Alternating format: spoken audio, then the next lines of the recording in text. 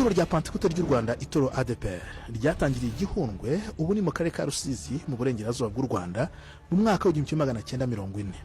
Ritangijwe na missionnaire Alvar Ndiskog wo muri Swede wo mu ituro rya Eskilstuna. Akaba yaratutse Bukavu muri Repubulika ya Demokarasi ya Kongo, ni mu cyahoze ari Zaire.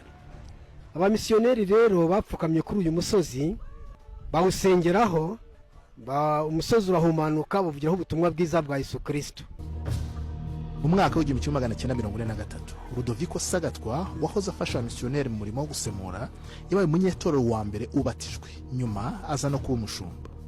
Ku ya 10 Nzeri muri 1948 wabaye umwaka utazibagirana mu gace ka Bigutu, nibwo abanyetorero ba mbere buzuye umwuka wera.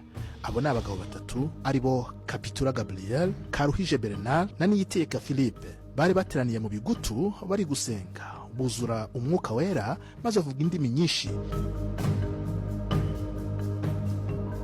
6 mu kwezi kwa 8 nibwo naje Kigali hari Gasave.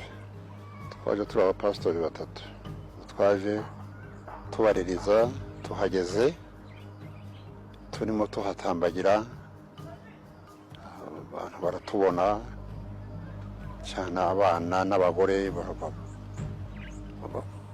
bagira amatsiko baza kureba abantu bambaye amakaruvati, bambaye amakote, bari mu gisambu, barimo kugenda mu gisambu. Baraza baje rero turaririmba, tubabwiriza ijambo ry'Imana.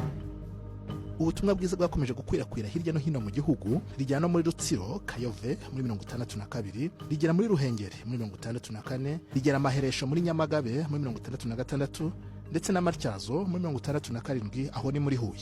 Ryageze kandi muri Kigali muri 1967 rihereye Gasave, rikomeza muri Gihogo na Nyarugenge. Ryageze kandi mu kindi gice cy'amajyaruguru muri Gicumbi muri 70, no muri gice cy'iburasirazuba mu Rurembo rwa Ngoma muri 76, ndetse no muri Nyagatare aho naho ni mu burasirazuba muri 77, na Nyabisini mu majyepfo y'u Rwanda muri 77.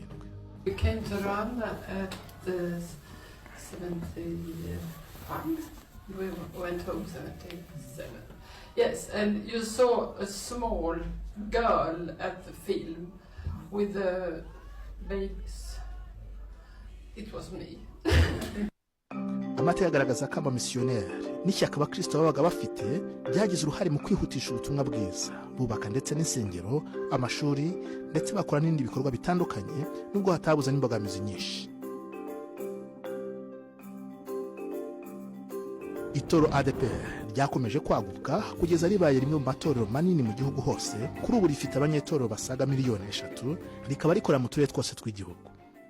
Naje kwiga isanamutima, tuma duhura nabo nahemukiye, ngenda mbasaba n'imbabazi, imbabazi barazimpa, none ubu turahura tukasabana. Nkabashima n'iki gikorwa bankoreye cyo kunyoroza inka, abana bakabona amata banywa. Ubumwe n'ubwiyunge bwacu bwateye imbere, kubacitse ku icumu n'abafunguwe.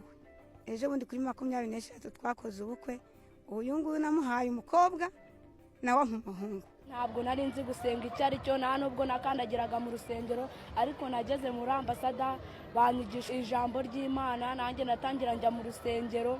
Ubu nanjye niga inyigisho z'umubatizo, namenye Kristo wari we. Nanjye iri tsinda ryaramfashije, narijemo ndi umukene, ariko aho ngereye mu itsinda ubuzima bwarahindutse.